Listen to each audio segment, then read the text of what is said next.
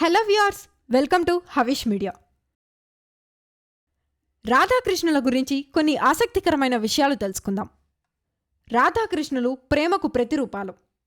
హిందూ మతంలో అత్యంత ప్రాచుర్యం పొందిన బంధాల్లో రాధాకృష్ణుల ప్రేమ బంధం ఒకటి. కృష్ణుడిని పూజించేటప్పుడు రాధను పూజించడం సాధారణం.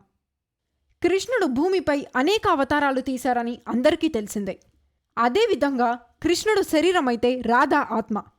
కాబట్టి రాధాకృష్ణుల బంధం రెండు విడదీయరానివి. రాధాకృష్ణుల మధ్య ప్రేమ భూమిపై ప్రారంభం కాలేదు.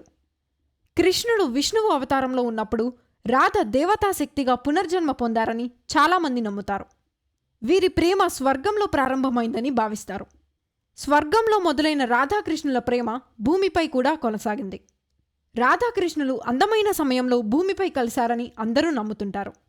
కృష్ణుడి వేణుగానం అందర్నీ మంత్రముగ్ధుల్ని చేసింది. అదేవిధంగా రాధను కూడా ఆకర్షించింది. కృష్ణుడు తన వేణువ సంగీతాన్ని రాధకు అంకితం చేశారని భక్తులు విశ్వసిస్తారు. రాధ అనేది కృష్ణుడి తాలూకా ఆత్మ. కాబట్టి ఆత్మను పెళ్లి చేసుకోలేరని కొందరు నమ్ముతారు. మరికొందరు ప్రేమను వివాహ విలువల ద్వారా నిర్వచించలేరని నమ్ముతారు. తన తల్లి బలవంతంతో రాధ వేరొకరిని పెళ్లి చేసుకోవాల్సి వచ్చింది. రాధకు ఆ వ్యక్తికి ఎటువంటి ఫీలింగ్స్ లేవు. వారు ఒక బిడ్డను పెంచుకుంటూ సుదీర్ఘకాలం జీవించారు. రాధ కృష్ణుడిని పెళ్లి చేసుకున్నప్పటికీ కృష్ణుడి భవనంలో రాధ నివసించింది. రాధాకృష్ణుల మధ్య భౌతిక దూరం ఉన్నప్పటికీ మానసికంగా ఒకటిగానే ఉన్నారు. కృష్ణుడి భార్యలు రాధపై అసూయ చూపుతారు. ఒకసారి రాధకు ఉడకబెట్టిన ఆహారం తినమని బలవంతం చేశారు.